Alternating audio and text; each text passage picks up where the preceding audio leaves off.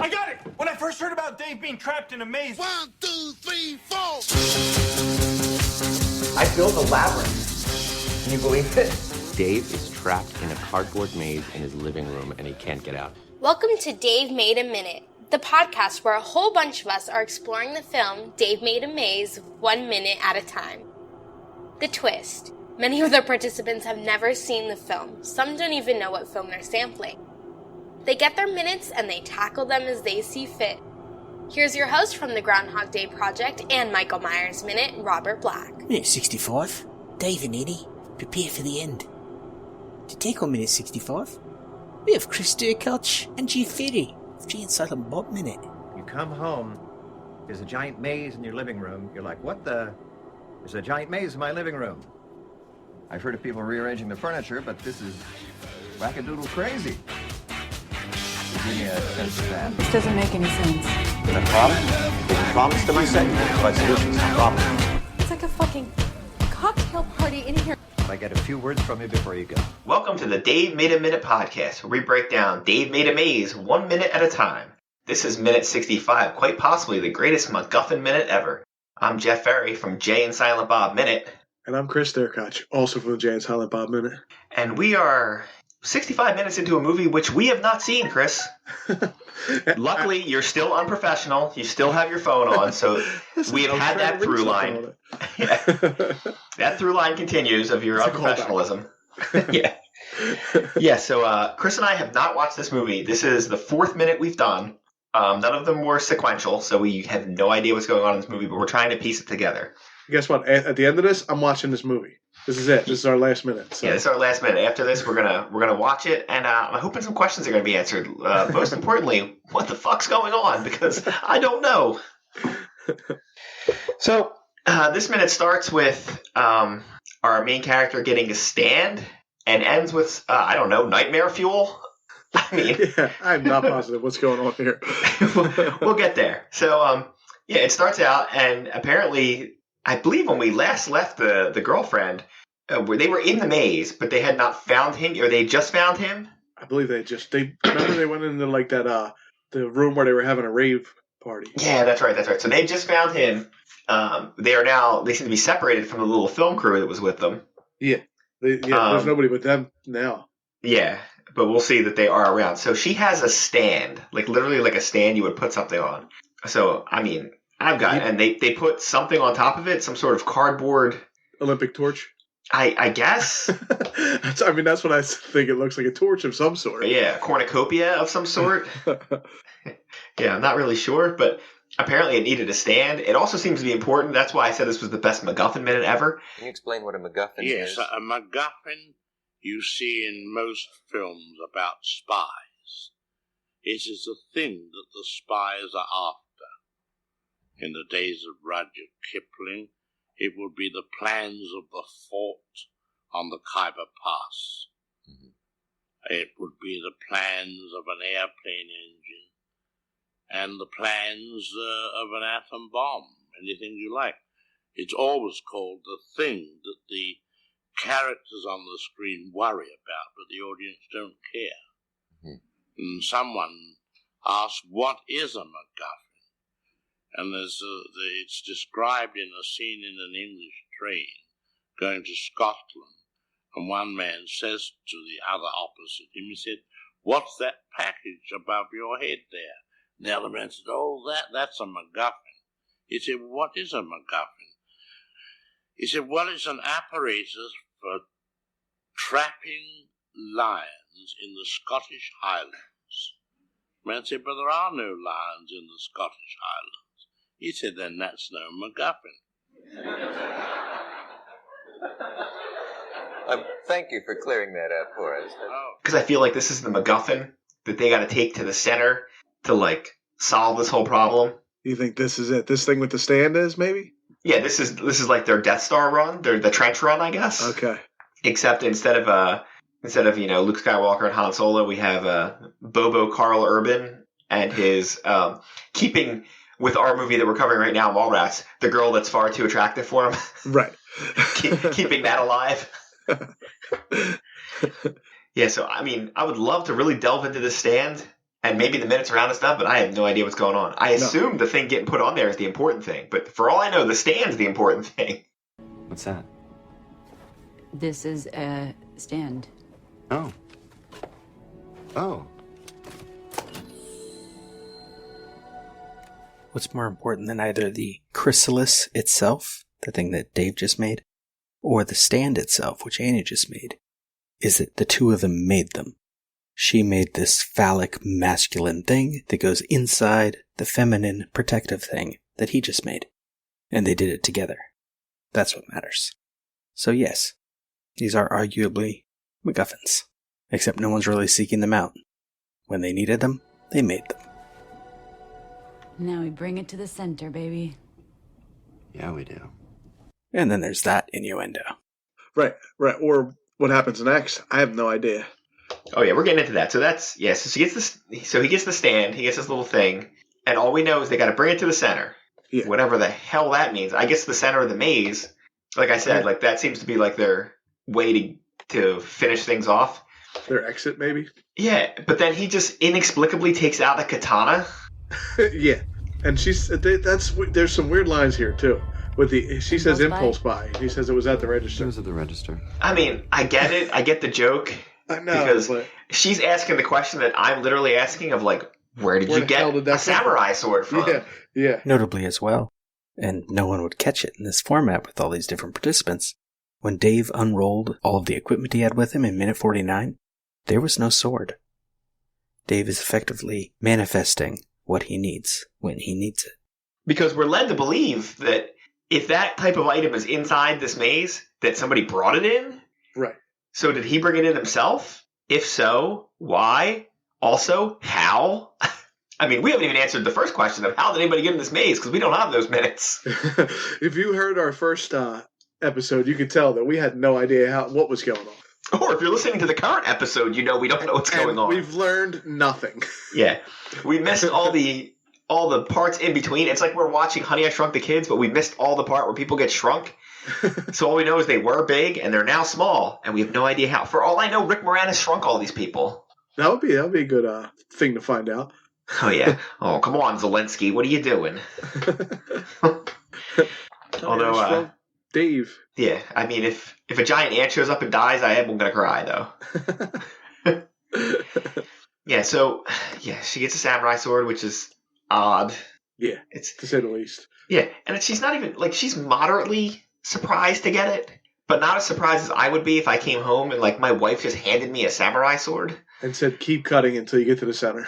Yeah, I feel like I have some follow-up questions at that point. Like, even if we were trapped somewhere, like we suddenly become trapped somewhere, if she just or I just break out a samurai sword, I feel like she's gonna have questions. Weirder, actually, is this impulse buy exchange actually doesn't make any sense, because anyone who did see one of the earlier minutes back in the apartment knows there's a stand with swords of 3 different sizes, but one was missing. So Dave did take it with him, despite my last note. But also, Annie knows they exist. Unless he literally just bought them while she was on this same business trip she returned from in minute 3. Like it was literally the last purchase he made before he started building. Although the opening credits would suggest otherwise, that he was busy playing music, making origami birds, trying his hand at woodworking, and attempting to fix a doorknob. I swear he wasn't carrying that samurai sword in the last minute we had, so... You mean our last minute, 20 minutes ago? Maybe 20 he wasn't. minutes ago. Yeah, but if he brought it in, is this like his storage room? Is that what this is? For all we know, he went to a store inside this place and bought it.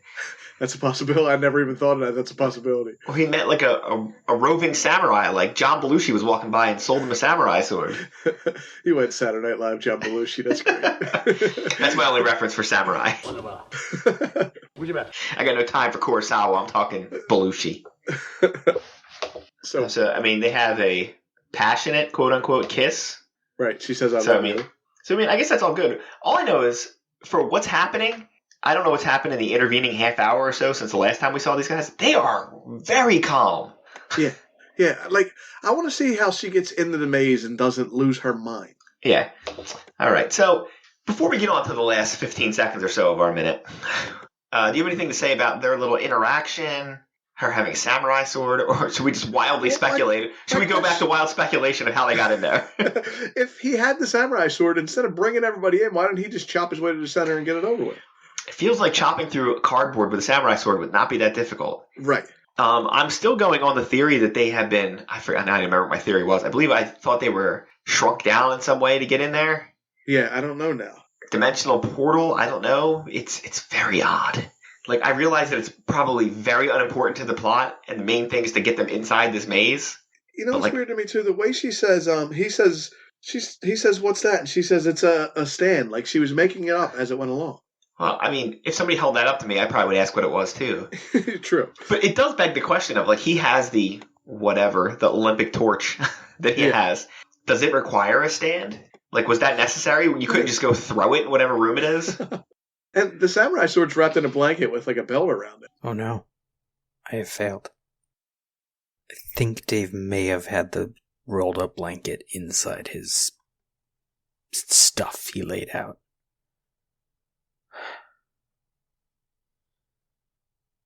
Let me check. Pause. Sure enough. It's there. I was wrong before.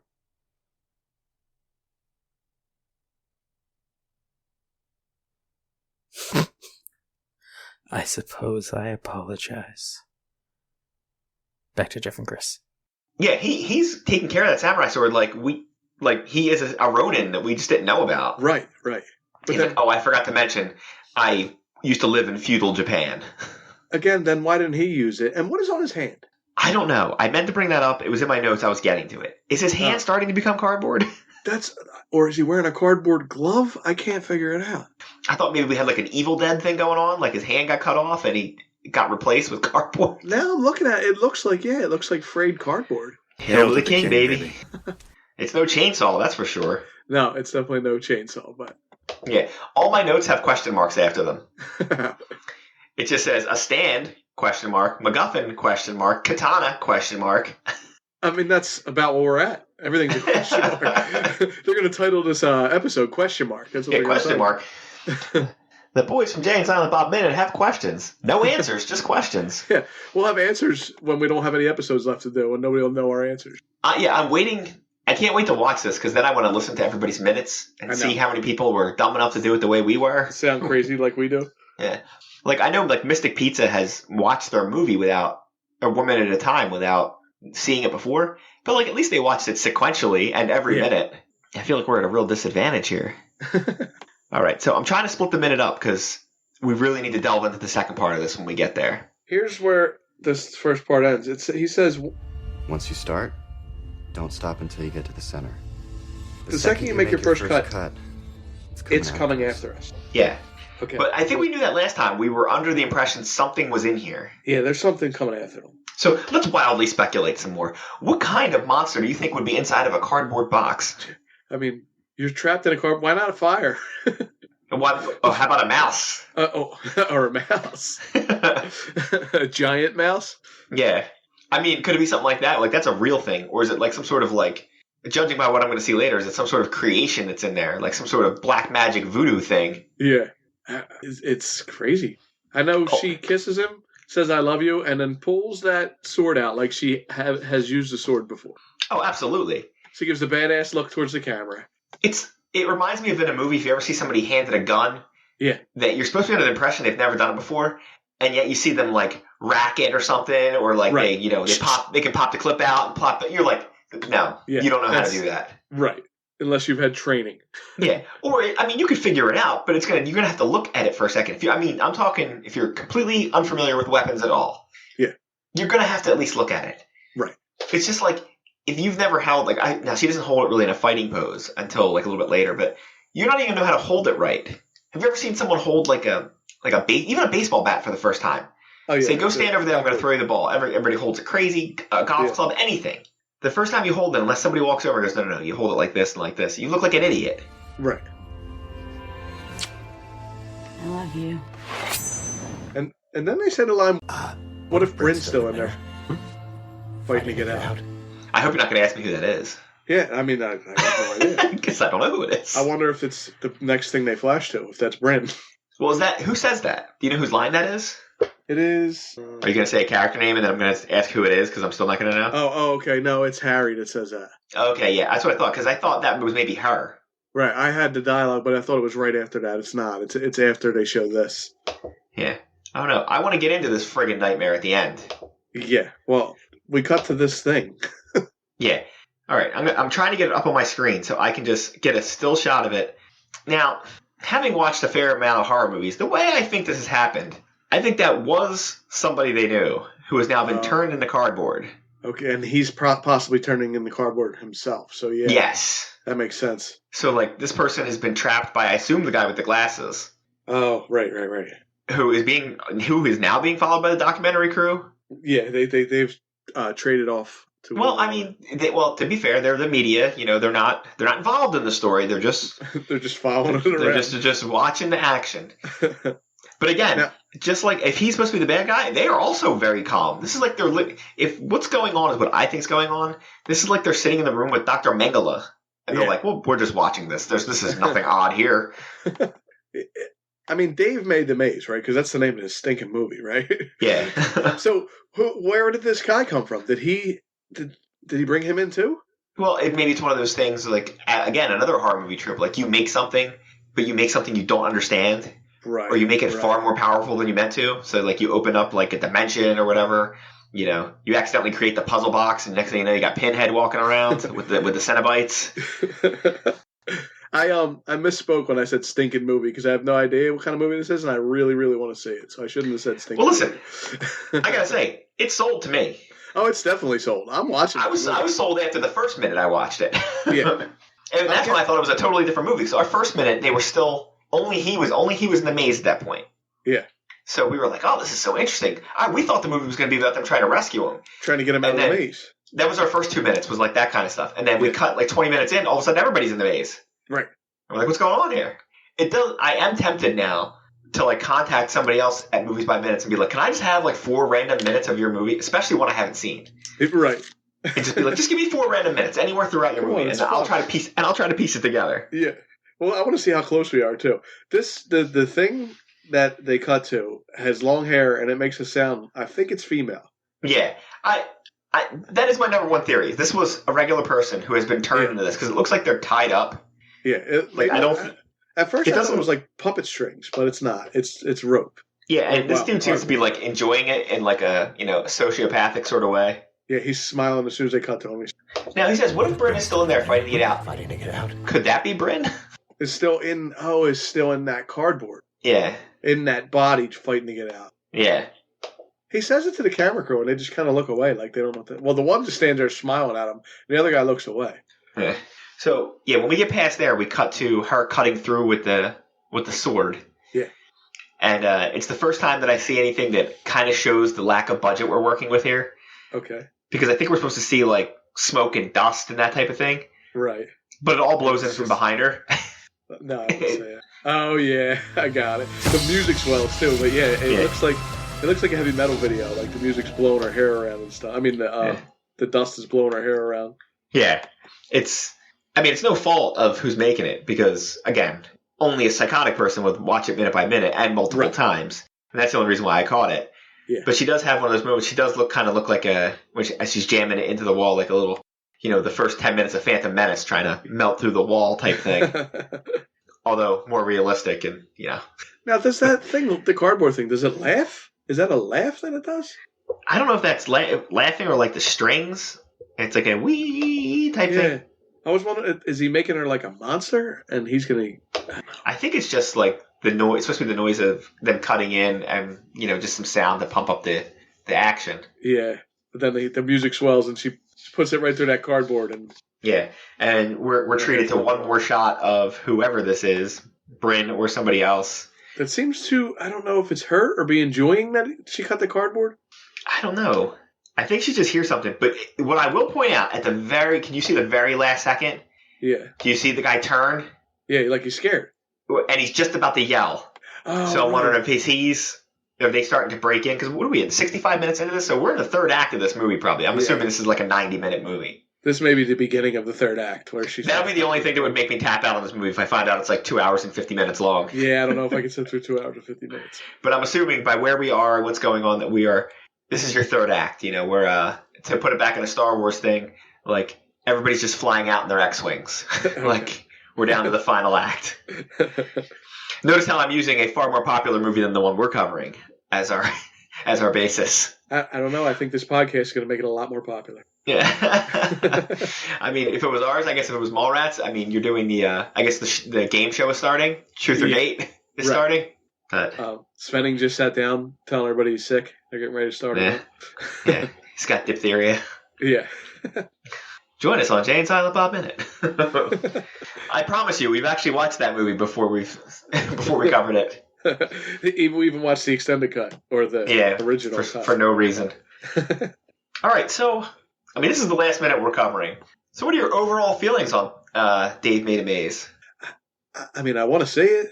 I think it looks cool. It looks like somebody's definitely got pretty creative with it, to be honest with you. Yeah, and I'll say this, like, again, I know that it's obviously not a mainstream type movie or it's not a huge budget, but it looks like it's practical effects. Everything looks really good from the 4 minutes we've watched. All the acting's been really good. I've really not Steven doesn't do much in this minute, but in the previous minutes, I really enjoyed the girlfriend and his other buddy, who you only see for like a second, the guy with the beard. Right. Like, I really thought they stood out as like the best performers that I saw. Now I'll have to see. I'll have to see if that holds up over the whole movie, if they're the ones that I still like. I mean, it looks like fun. It looks like it's like you're not going to get bored through this movie, I don't think. No, I mean, I've seen, just from the 4 minutes I've watched worse movies. Oh, yeah. I've seen probably budgets 10 times this and make bad movies. And you're like, what is this garbage? It's not interesting. It's not original. And this is both of those things. It's interesting and original. Just from the 4 minutes that we saw. Just from the 4 minutes we've seen, which, again, not sequential at all. At least the first 2 minutes we watched were within like 5 minutes of each other. Yeah. We're jumping around now. Yeah, we jumped like 20 and 25 minutes. So yeah, I'm totally lost now. I believe in the last episode we did, I said check us back out at episode 46. So I was wrong. This is 65. Yeah. And I do believe this is our last one, and so at some point we'll be watching it. But this is an interesting experiment. I'll be interested to see who does this next time with just completely jumping around on a movie. It made it better, I think, because say this was, I don't know, remember we did Die Hard before, where we did it in teams of doing 5 minutes at a time. I think that was good for a movie like Die Hard that everybody had seen. Yeah. But if you could find movies like this, like quality movies, but that most people have not seen, right, I think lend themselves to this type of thing. Because if I was watching, I mean, just name any other movie, like they have Christmas Vacation we just watched the other day. If I watched 5 random minutes of that, like I know everything about that movie. Yeah. That wouldn't be a big deal for me. But like watching this and not knowing what's going on, it's a lot of fun to host it and try to be like, I don't know. And I want to hear how dumb we sound at the end. When we jumped into this, I thought he was going to give us like 5 minutes in a row. But then we got the separate minutes, and I was like, oh, this is even better. Yeah, this is much better. Yeah. Because if you watch 5 straight minutes, you're going to get some sort of understanding what's happening, at least in that time frame. Like, we literally weren't in the maze before, and now we're getting towards the end of it. At least 3 of these minutes are completely different than the one we saw before. Yeah. Like, I have no idea how they built to each of these minutes. All right, so I think that's going to be it for us. Do you have anything else to say about it? I'll get back to you when I'm done the movie. Yeah, I will drop some notes in the whatever room they have for this one. I don't know what it's actually called. So why don't you give our plugs? We are from the Jay and Silent Bob Minute. You can check us out on duelinggenre.com. We finished Clerks 1 minute at a time, and we're working our way through Mallrats right now. You can also go back and listen to our original podcast, The Burbs Minute, the Tom Hanks movie. And that's about it. You got anything else, Jeff? No, I think that's it for us. Stay safe, neighbors, and have a chocolate-covered pretzel. And then I could probably disarm all the traps, and then we could finish this maze. Who is with me? That was Chris Derkotch and G Ferry of Jay and Silent Bob Minute, taking on minute 65 of Dave Made a Maze. They may have escaped the maze. Next time on Dave Made a Minute, we've got Travis Bow of Watchmen Minute, taking on minute 66. Thank you for listening to Dave Made a Minute. Intro dialogue snippets were taken from Dave Made a Maze, directed by Bill Watterson, written by Bill Watterson and Steve Sears, and produced by John Charles Meyer. Intro music is Diversion by The Equals, featured in the film Dave Made a Maze, and Life Cycle of a Match by Parvis Decree. Outro music is Leaving This God-Forsaken Place and Her Presence is Strong Here by Parvis Decree. Dave Made a Minute is a production of Lemming Drop Studio and all other featured podcast producers. You can find more content at lemmingdrops.com.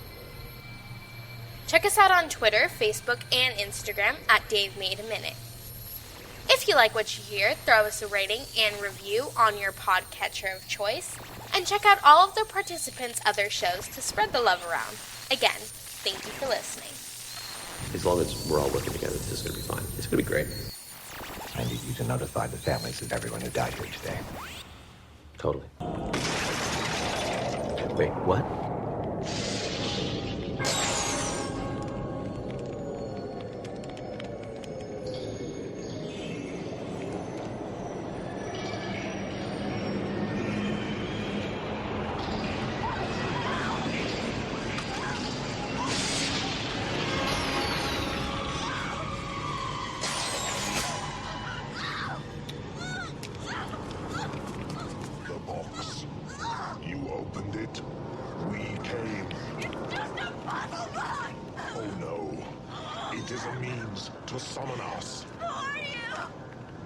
Explorers in the further regions of experience. Demons to some, angels to others. It was a mistake! I didn't mean to help it! It was a mistake!